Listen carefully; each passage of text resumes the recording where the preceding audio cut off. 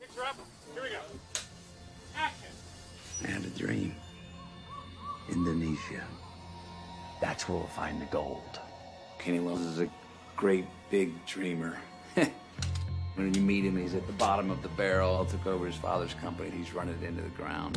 And he has a dream one night that there's gold over in this place we've been to some 8 years earlier. And he's brave enough to follow up on that dream.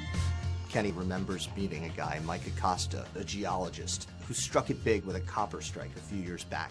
Of course, when we end up meeting Mike, he's just as down on his luck as Kenny is. My father scratched everything he ever owned out of a rock. I died with dirt under his fingernails, and I intend to do the same. Eighth of an ounce per ton. What are you saying tonight? We gotta strike. We gotta go find Mike! We gotta go find Mike!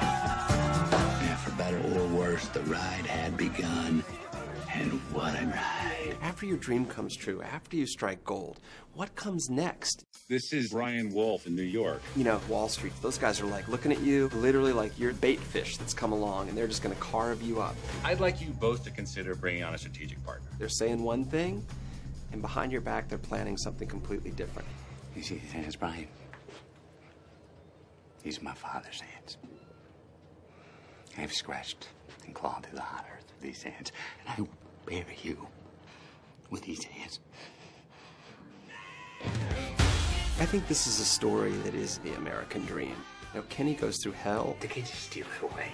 but like in all those great adventure movies, you measure yourself against the gods, and then you either survive or you don't. And if you do survive, you usually have a fairly hard-earned wisdom. And the only question I'm left with is, how did $17 billion disappear overnight?